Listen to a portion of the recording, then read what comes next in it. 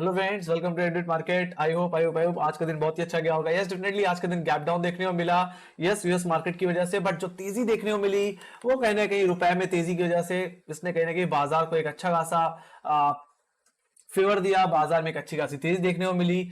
और yes, definitely Nifty exactly अपने 100 day exponential average, जैसे मैंने एनालिसिस वीडियो में कहा भी था, पिछले एनालिसिस वीडियो में, कि अपने 100 डेमा के नीचे नहीं जाएगा, इन्हीं लेवल्स के ऊपर सपोर्ट लेता हुआ दिखेगा, इसी के ऊपर ओपनिंग देता हुआ दिखेगा, इसी के ऊपर हम ओपनिंग देते हुए देखे, सपोर्ट भी इसी पे लिया और हमने तेजी लगा दी अपने 50 डे एक्सपोनेंशियल एवरेज, जो कि एग्जैक्टली प्लेस्ड है 17,275 के लेवल्स पे। हालांकि हम आज के दिन 20 डे को तो नहीं निकाल पाए, जो कि प्लेस्ड है एग्जैक्टली 17,320 के लेवल्स पे, जो कि कहीं ना कहीं एक्सपायरी के दिन में सपोर्ट होता हुआ दिख रहा था। और कहेंगे फ्राइडे के सेशन में भी हम इन लेवल्स को निकाल नहीं पाए थे, तो हम कहेंगे 20 डे के आसपास ही घूम रहे हैं। मेरा भी यही मानना है, कल के दिन अगर हमारा 20 डे एक्सपोनेंशियल एवरेज कट जाता है तो एक अच्छी खासी तेजी मुझे देखने को मिल सकती है। बात लेते हैं कल के ट्रेडिंग रेंज की। तो फर्स्ट रेजिस्टेंस जो आपके लिए रहेगा वो रहेगा यस डेफिनेटली 50 डे में, जो कि प्लेस्ड है 17,275, ये आपका फर्स्ट रेजिस्टेंस। सेकंड रेजिस्टेंस की अगर मैं बात करूं तो सेकंड रेजिस्टेंस होगा 17,320 के लेवल्स पे गाइस, जो कि एक्जैक्टली आपका है हमारा 20 डे एक्सपोनेंशियल एवरेज। जैसे मैंने बोला कि अगर 20 डे में अगर हमारा कट जाता है तो ये तेजी मुझे कहीं ना कहीं अपने फर्स्ट टारगेट 17,420 की तरफ लेके जाती हुई दिख सकती है, जो कि एग्जैक्टली एक्सपायरी के हाइस थे, थर्सडे के हाइस थे। वहीं पे सेकंड टारगेट जो मेरा बन के आएगा 17,500 का लेवल, जो कि सबसे ज्यादा कॉल राइटिंग होल्ड करता है इस हफ्ते में। तो 17,320 का लेवल जाए तो तेजी करके चले 17,400 17,500 के लेवल्स पे। डेफिनेटली अगर 17,500 कट गया तो बाजार में बुलिशनेस देखने को मिलेगी। और कल के दिन तेजी इसलिए भी देखने को मिल सकती है क्योंकि टीसीएस के रिजल्ट अच्छे आए, तो कल के दिन आईटी स्टॉक्स में एक अच्छी तेजी देखने को मिल सकती है। उसका फेवर कहीं ना कहीं, उसका जो रिफ्लेक्शन होगा कहीं ना कहीं निफ्टी में जरूर देखने को मिलेगा। एक अच्छा सपोर्ट देखने को मिलेगा निफ्टी को अपसाइड में जाने में।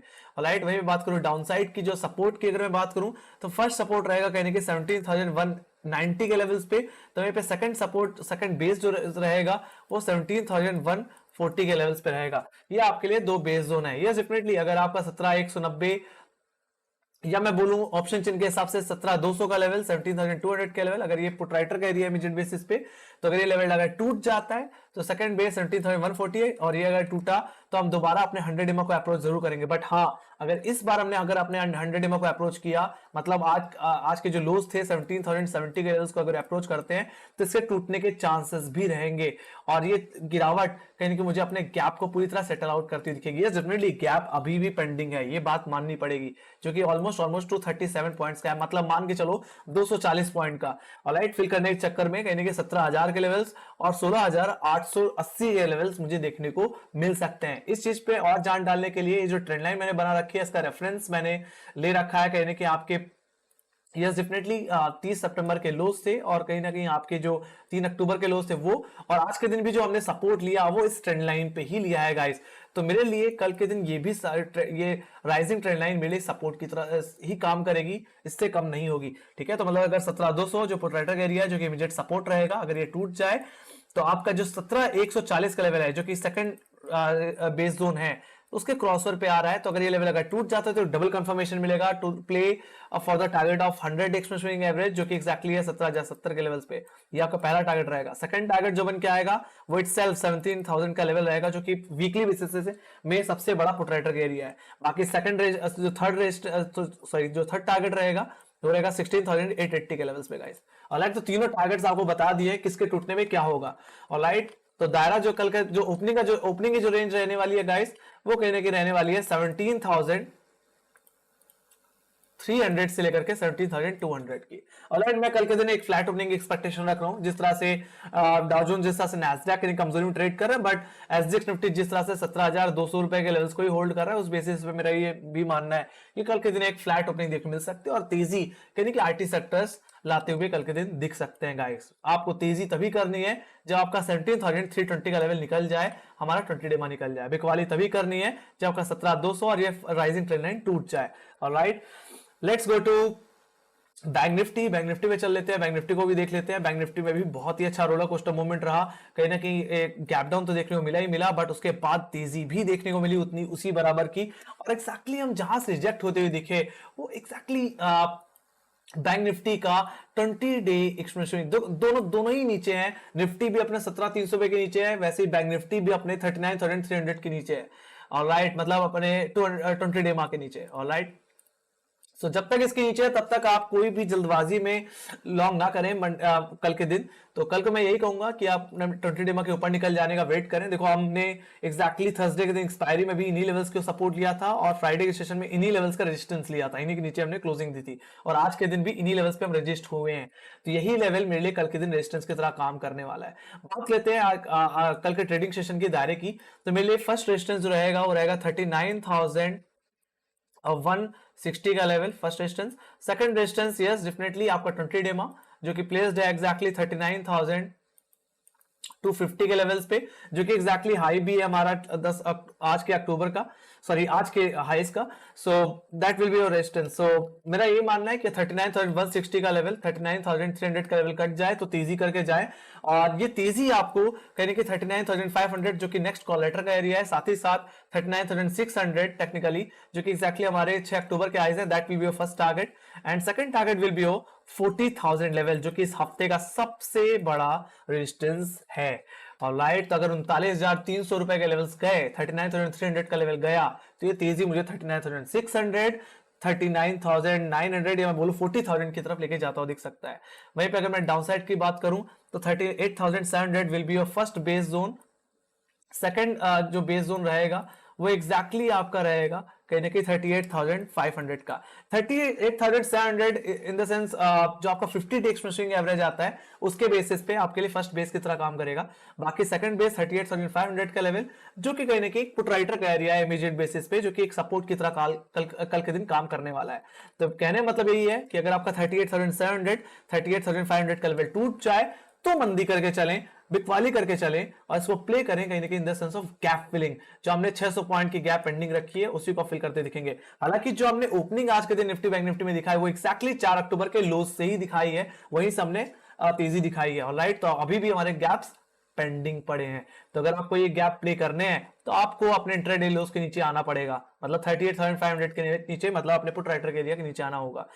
इस सेंस में कहने की गिरावट 600 पॉइंट की हो सकती है। उस बेसिस से फर्स्ट टारगेट जो रहेगा वो यस डेफिनेटली 38,000 के लेवल तक जाती हुई दिख सकती है, जो कि 38,500 के बाद सबसे ज्यादा पुट राइटिंग होल्ड करता है वीकली बेसिस में।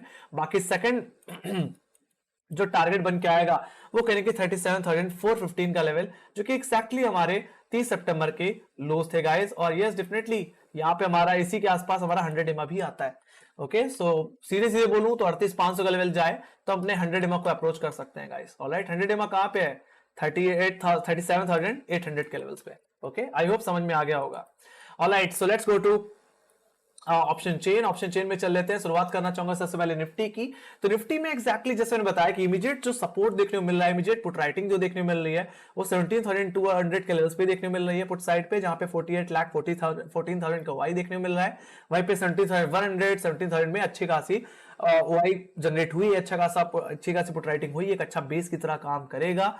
ऑलराइट, वहीं हायर लेवल्स पे बात करूं तो 17,400 का लेवल 17,300 के लेवल्स पे कॉलेटिंग ऐड होती दिखी, और वीकली बेसिस में 17,500 सबसे ज्यादा ओआई होल्ड कर रहा है, जहां पे 56 लाख का ओआई बना हुआ है। बाकी 17,500 जाएगा तभी ये बुल रन और कंटिन्यू होगा, अदरवाइज दोबारा फिर रिजेक्शन देखने को मिल सकता है। कहने का मतलब ये है कि हम 17,500 से लेकर के 17,000 रुपए के रेंज में कंसोलिडेट कर सकते हैं। जब तक ये नीचे वाला गैप फिल नहीं हो जाता, जब तक 4 अक्टूबर वाला गैप फिल नहीं हो जाता, तब तक मैं बाजार में कंसोलिडेशन ही देख रहा हूं।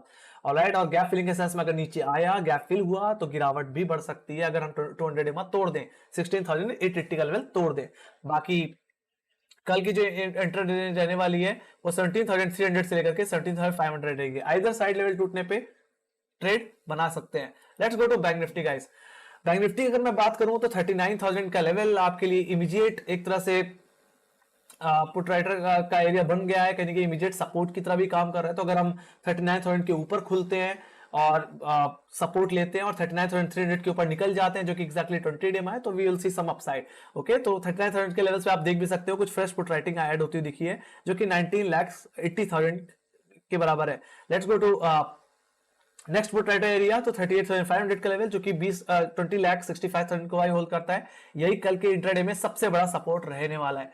वहीं पे हायर लेवल्स में अगर मैं बात करूं तो 39,500 का लेवल आपके लिए नेक्स्ट रेजिस्टेंस लेवल बनने वाला है, जहां पे 21,32,000 का वाई बना हुआ है। इसके बाद सीधे सीधे 40 लाख का वाई आता है। तो ये टारगेट, ये आपका फर्स्ट टारगेट होगा guys if we come above 20 day guys, ठीक है। 39,300 गया तो तेजी कर सकते हो आप, ठीक है। 39,500 और 40,000 तक के टारगेट्स के लिए कल के जो ऑप्शन चेन के हिसाब से जो रेंज बन के आ रही है अभी भी 39,000 से लेकर के 38,500 है। रेंज तभी शिफ्ट होगी जब हम कल के दिन 20 डेमा को निकालेंगे, मतलब 39,300 के लेवल्स को निकालेंगे, तब जाके 39,000 से लेकर के 39,500 की रेंज बनती हुई दिखेगी। ओके, तो रेंज अभी अनचेंज है guys. Let's go to global indices की तरफ जल्दी से चल लेते हैं। तो यहाँ पे अगर मैं यूएस मार्केट की बात करूं तो आज 1% की गिरावट के साथ अभी भी ट्रेड करता हुआ। तो वही बात करो यूरोपियन मार्केट की, यूरोपियन मार्केट भी इसी को देखते हुए आधे % की गिरावट के साथ, तो वहीं डैक्स इनके फ्लैट क्लोजिंग देता हुआ दिखा। वहीं एशियन बाजारों की बात करें तो एशियन बाजार इन रेड क्लोज होते हुए दिखे। तो एसजेक्स निफ्टी इस समय 17,200 के लेवल्स को होल्ड करता हुआ। कोई ज्यादा डेटा में चेंजेस मुझे देखने को नहीं मिला, डेटा अनचेंज है। Let's go to FIIs and DIIs data डेटा। एफआईएस एंड डीआईएस में देखोगे तो ना के बराबर आज के दिन सेलिंग हुई है, लगभग सिर्फ 1.5 करोड़ की बिकवाली, मतलब 1.56 करोड़ की कहने की बिकवाली देखने को मिली एफआईएस एंड डीआईएस के through.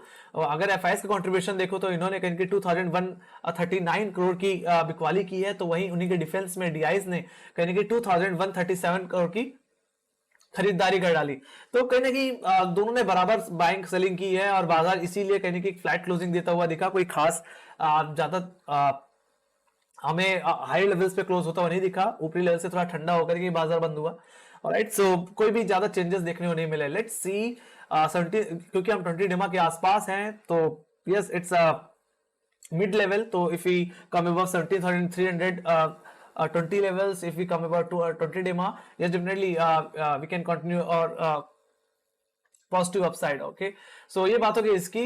let's go to Nasdaq and Dow Jones। अगर इस पे भी चल लेते हैं एक बार। तो Nasdaq की अगर मैं बात करूं तो Nasdaq में लगातार गिरावट ही देखने को मिल रही है और गैप्स भी पेंडिंग है गाइस हायर लेवल्स पे, और लगातार जो 11 जो सपोर्ट है एग्जैक्टली अभी वो कहीं ना कहीं 10,500 के लेवल्स पे ही देखने को मिलता है। मेरा भी यही मानना है, अगर 10,500 का लेवल टूटा तो ये गिरावट मुझे 10,200 रुपए के लेवल्स तक भी लेके जाती हुई दिख सकती है।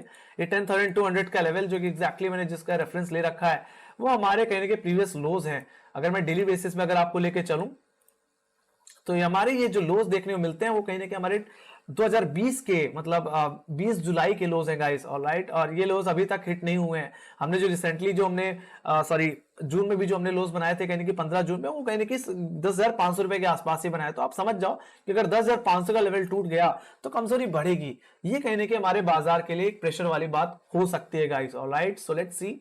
वही बात करो डाउ जोन्स में, तो डाउ जोन्स में भी जो लोज हमने एग्जैक्टली बनाए थे कहीं ना कहीं सितंबर के आखिरी हफ्ते में, उन्हीं लोज के आसपास दोबारा जाता हुआ दिख रहा है, जो कि 38,950 के लेवल्स के।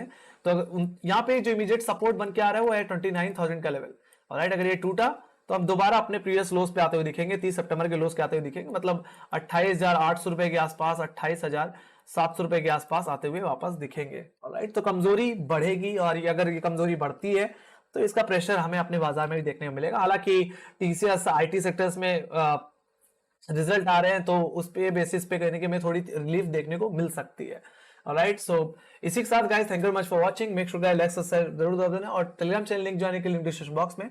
मार्केट रिलेटेड जितनी न्यूज रहती है वहां पे अपडेट होती रहती है। बाकी आपके कोई सजेशन है या फीडबैक है तो प्लीज लिखना ना भूलें। बाकी आपको क्या लगता है कल के दिन बाजार में क्या हो सकता है, कितना बड़ा गैप अप देखने को मिलेगा, कितना बड़ा गैप डाउन, आप अपनी एक्सपेक्टेशन भी आप शेयर कर सकते हैं हमारे साथ। ओके, सो इसी के साथ bye bye guys, see you next video, take care.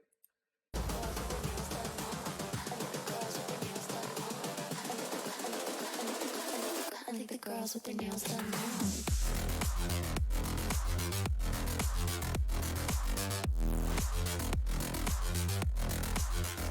Girls with their